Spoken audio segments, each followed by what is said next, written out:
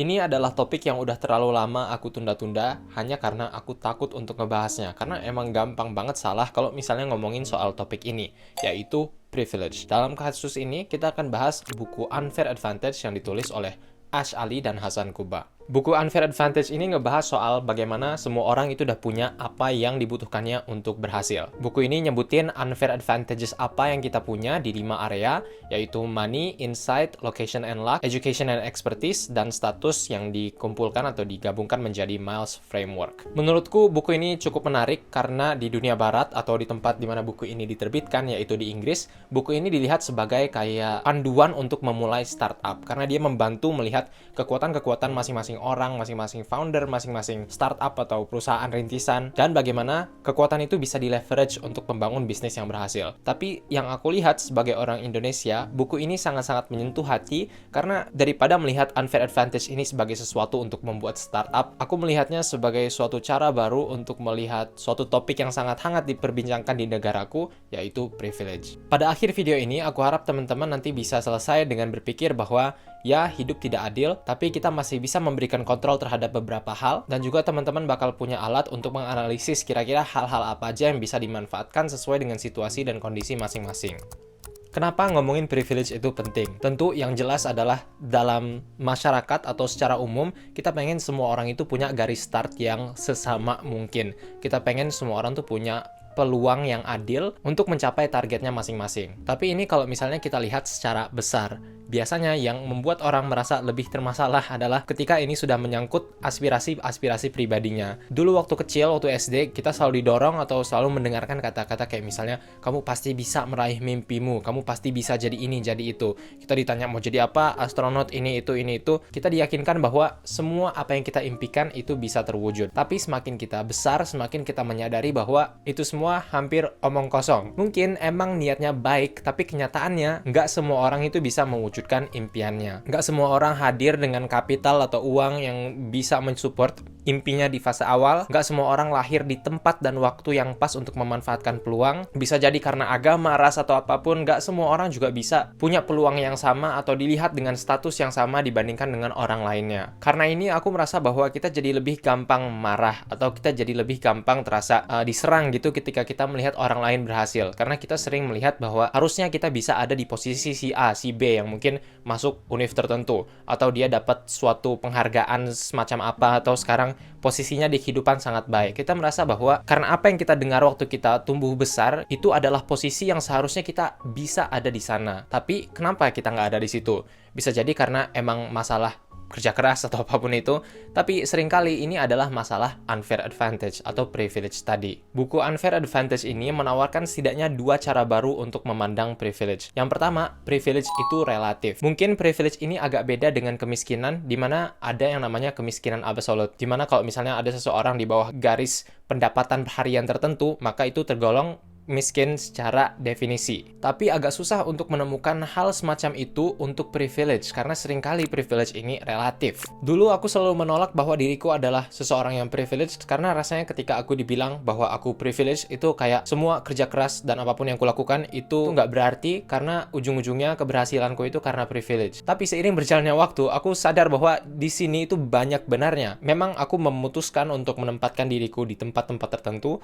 tapi aku bisa ada di tempat tertentu seperti itu, ya itu karena udah ada privilege-nya dulu dari Miles yang tadi sempat aku sebutin. 1 tahun, 2 tahun ke belakang, aku dapat kesempatan untuk berkeliling ke berbagai tempat dan menemui orang-orang dari berbagai macam background juga. Di sinilah aku sadar bahwa privilege-ku itu relatif. Ketika aku ada di Indonesia dan aku membaca komentar-komentar yang ada di channel YouTube-ku, aku sadar bahwa di situ posisiku sangat-sangat privilege. Tapi pas aku pergi keluar dan aku bertemu dengan orang dari berbagai macam background tertentu, aku sampai kaget ketika salah satu temanku itu katanya mau ngejemput aku, ternyata pas dijemput itu pakai mobil pribadi. Ini nggak pernah terbayangkan sama aku, ini bukan suatu lifestyle yang aksesibel sama aku. Aku yang tadinya nganggap diriku privilege, ketika ada di posisi tersebut tiba-tiba jadi nggak privileged. Karena pengetahuanku terhadap kenyataan bahwa privilege itu relatif, tergantung kita ngebandingin diri sama siapa dan ada di domain apa. Sekarang aku jadi lebih hati-hati atau lebih mencermati area-area yang kupilih sehingga dia bisa menonjolkan privilegeku sekuat mungkin. Jadi, apa yang aku lakukan di YouTube sekarang dan berbagai area lain dalam hidupku, itu sudah aku tentukan sebisa mungkin supaya hal-hal yang dimana aku berprivilege di situ, itu semuanya bakal bermain, dan akhirnya kalau kita anggap keberhasilanku di bidang itu adalah suatu kayak persamaan matematika yang dengan variabel yang tak terbatas, itu ada pengali bernama privilege tadi yang bisa memultiplikasi kemungkinanku berhasil sebanyak mungkin. Yang kedua, buku ini juga menawarkan perspektif bahwa privilege itu adalah double-edged sword. Double-edged sword itu artinya adalah pisau bermata dua. Berarti, suatu privilege itu bisa aktif atau enggak tergantung dengan bagaimana cara kita melihatnya. Balik ke Miles Framework tadi, di bawah pilar Miles tadi, kita bisa melihat ada yang namanya mindset. Ini berarti, privilege kita di 5 area Miles tadi, itu baru bisa aktif kalau mindset atau cara kita melihatnya juga udah bener. Misalnya, di privilege L atau lokasi. Katakan kita sekarang tinggal di kota kecil. Kenyataan bahwa kita tinggal di kota kecil bisa jadi privilege ataupun enggak tergantung dengan cara kita melihatnya. Kalau kita melihat tinggal di kota kecil sebagai suatu kelemahan, itu sangat bisa. Kita nanti jadi mikir bahwa, oh karena aku tinggal di kota kecil, aku jadi nggak punya akses terhadap ini dan itu, jadi pasti aku akan kalah dalam kompetisinya. Itu bisa. Tapi di mata pisau yang satu lagi, kita bisa melihat ini sebagai keuntungan. Oh karena aku tinggal di kota kecil, jadi kompetisinya mungkin berkurang atau banyak hal yang masih bolong yang bisa aku tutupi, yang dimana kalau misalnya di kota besar ini udah tertutup semua, nggak ada masalah yang harus diselesaikan, dan atau kompetisinya terlalu ketat bagi seseorang yang baru untuk coba menutupi lubangnya. Sama juga dengan uang. Aku harus hati-hati dengan contoh ini, tapi bahkan di buku ini disebutkan bahwa uang juga bisa jadi privilege atau enggak tergantung dengan cara kita melihatnya. Uang yang banyak misalkan, itu bisa jadi privilege dalam artian ya kita jadi punya kapital untuk melakukan ini dan itu. Misalnya punya perusahaan rintisan, kita punya suntikan dana yang bagus di awal. Tapi juga di ujung mata pisau yang satu lagi, ini bisa jadi suatu kelemahan karena jadinya, seperti kasusnya dengan banyak orang, dia punya uang banyak, tapi nggak ada lagi drive-nya, karena rasanya semua level di permainan bernama kehidupan itu udah diselesaikan. Aku paham ini mungkin contoh yang bisa bikin kita geleng-geleng, tapi kenyataannya dengan semua privilege yang kita punya, atau yang kita pikir orang lain punya, itu bisa aktif atau enggak tergantung dengan bagaimana cara kita melihatnya. Dengan dua hal tadi yang sudah disampaikan, kenyataannya privilege itu nyata dan hidup ini tidak adil. Aku sangat-sangat peduli kalau misalnya kita ada di forum publik atau kita katakan mau menyusun kebijakan di pemerintahan dan semacamnya, aku sangat-sangat peduli ketika ada isu privilege diangkat dan ada keinginan untuk menyamakan garis start antara satu orang dengan orang lainnya. Tapi ada bagian dari hatiku yang merasa, aduh ini kayaknya gimana gitu. Ketika ada orang yang datang ke aku dan bilang bahwa alasannya gagal adalah karena dia nggak privilege, atau dia mengatakan bahwa dia nggak bisa berhasil dalam kehidupan karena dia nggak privilege. Sebagai kolektif, aku merasa ayo kita coba samain garis start orang lain. Tapi kalau sebagai individu, aku rasa kita punya keleluasaan yang lebih atau kita punya kontrol yang lebih untuk menentukan tadi. Kita memilih pertarungan seperti apa. Sesuai dengan apa yang sudah kita lihat tadi. Yang pertama, bahwa privilege ini relatif tergantung kita bandingin diri sama siapa dan dalam konteks apa. Dan yang kedua, di antara miles yang tadi sudah kita punya, mana yang kira-kira bisa kita aktifkan mata pisaunya supaya dia jadi kekuatan buat kita. Dalam kasusku sendiri, aku selalu bisa melihat ke atas dan memikirkan bahwa diriku nggak privilege, karena di situ lihat kalau privilege tuh yang bisa kuliah ke Amerika atau ke Eropa tanpa beasiswa, atau kayak temanku yang kalau misalnya kemana-mana itu udah ada supir pribadinya. Tapi aku memutuskan untuk nggak melakukan itu dan menetapkan standar keberhasilanku sendiri. Menurutku standar keberhasilan atau kebahagiaan sendirilah yang penting bagi kita untuk bisa menjalani hidup dengan bahagia terlepas dari privilege relatif yang kita punya, yang mana ini juga bisa membantu kita untuk menghindari diri untuk memegang victim mindset yang menjadikan kita hidup sehari-hari dengan perasaan negatif atau kayak mentalitas di mana kita selalu merasa bahwa ini kita adalah korban dari sistem dan semacamnya, yang mungkin memang bisa benar, tapi lagi-lagi secara individu aku rasa kita bisa atau kita punya keputusan atau kontrol lebih untuk memutuskan bagi diri kita terlepas dari situasi luar seperti apa, itu kita pengen masa depan yang kayak gimana. Di sini jadinya makanya harus fair juga sama diri kita sendiri untuk ngeset target yang sesuai dengan privilege relatif yang kita rasa kita punya. Bagiku rasanya nggak fair kalau misalnya aku targetin diriku dengan ambisius bahwa tahun 2060 aku harus jadi presiden. Mungkin peluangnya ada, dan aku juga katakan datang dari keluarga yang berkecukupan, tapi uangku juga nggak sebanyak itu untuk bisa dibakar dalam kampanye politik. Jadi kalau misalnya aku set targetku seperti itu, itu pastinya nggak masuk akal dan nggak fair buat diriku sendiri. Sama kayak dulu pas aku mau masuk kampus, itu juga aku harus fair dengan target yang aku set sesuai dengan privilege apa yang aku punya. Kalau sebagai mahasiswa S1, di mana waktu itu belum ada beasiswa Indonesia Maju dan semacamnya,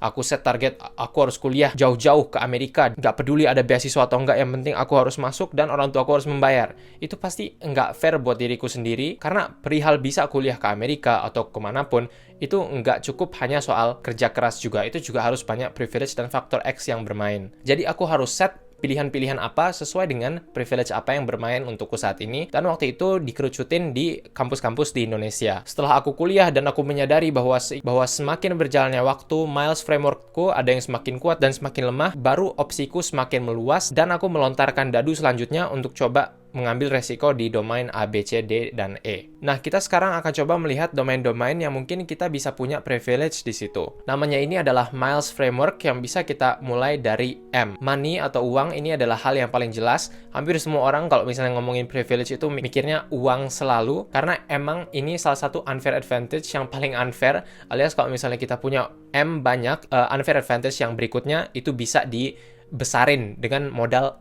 M atau uang ini. Jadi modal money atau uang ini bisa jadi kayak misalnya kita punya tabungan yang banyak, kita punya warisan dari orang tua, kita dapat beasiswa, kita mendapatkan pekerjaan saat mahasiswa sehingga kita punya uang lebih banyak dibandingkan mahasiswa lainnya. Itu adalah suatu privilege relatif. Kemudian I ini adalah insight.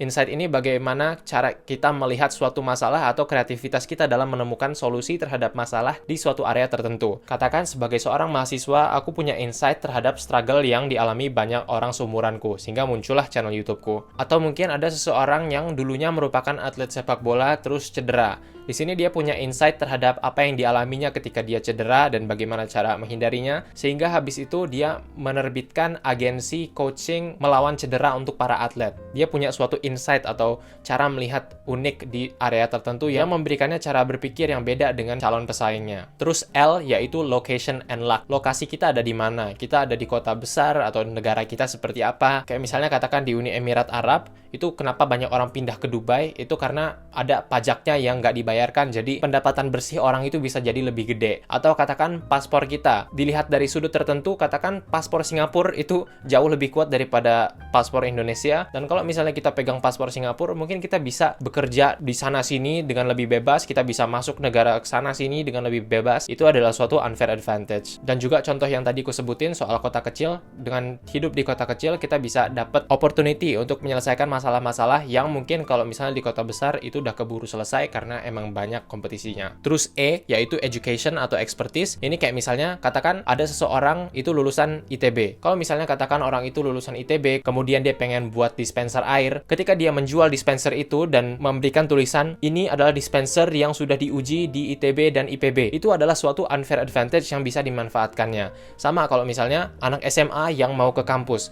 kalau misalnya dia lulusan SMA di Jawa Barat, itu dia punya kesempatan yang lebih bagus untuk masuk UI daripada katakan orang yang lulus dari ujung-ujung Pulau Sumatera. Education dan expertise dalam bentuk diploma yang kita pegang, sertifikat-sertifikat yang kita punya, ini adalah unfair advantage. Terus status. Status ini biasanya berkaitan dengan bagaimana orang lain memandang kita. Ini kalau misalnya aku orang Indonesia dengan kulit sawo matangku ada di Jepang atau di Korea, biasanya status sosialku akan drop. Karena orang sana katakan stereotipnya adalah suka melihat ke bawah terhadap orang-orang di Asia Tenggara. Dan memang di sini ada kenyataannya. Di Indonesia juga begitu. Kalau misalnya kita pemegang agama tertentu, mungkin kita jadi bisa lebih diuntungkan di posisi-posisi tertentu daripada agama lainnya. Isu-isu SARA dan semacamnya itu sering masuk ke dalam status ini. Dan kadang ada status yang jelas kita bisa lihat, tapi ada juga status yang mungkin orang-orang tuh diam-diam aja, tapi sebenarnya itu adalah status. Contoh lainnya itu kayak misalnya kecantikan. Cara kita berbicara, apakah kita cadel atau enggak, apakah kita cepet banget atau gagap atau enggak,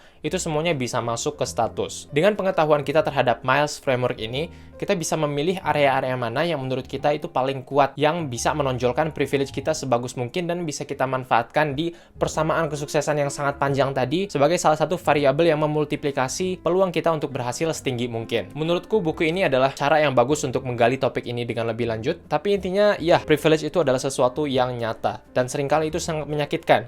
dan sangat gak enak rasanya kita tuh ada di posisi tertentu yang mana kita sadar bahwa itu adalah privilege kita, yang dari privilege itu kita jadi menghilangkan kesempatan orang lain untuk menikmati kesuksesan yang sama. Gak enak juga rasanya ketika kita mau mencapai sesuatu, kemudian ada orang yang berhasil di sana, kita dibanding-bandingin sama orang tersebut, padahal kenyataannya ini bukan hanya isu soal kerja keras, tapi juga isu berbagai macam faktor X yang bermain. Kemarin aku baru ke Inggris, di mana aku kirim DM ke penulis-penulis buku Unfair Advantage ini, dan alhamdulillah kayaknya sebentar lagi bakal ada versi bahasa Indonesianya. Versi bahasa Inggrisnya udah bisa diakses, aku sendiri bacanya waktu itu versi digitalnya di Kindle. Ini bisa jadi topik yang cukup sensitif dan akan banyak perbedaan pendapat, tapi aku harap isi kolom komentar di bawah bukan yang kayak menyerang-menyerang seperti itu, tapi yang bisa memberikan pertanyaan dan argumen ini, argumen itu dengan baik, aman, tentram, dan berpendidikan. Terima kasih teman-teman, sampai jumpa pada video berikutnya.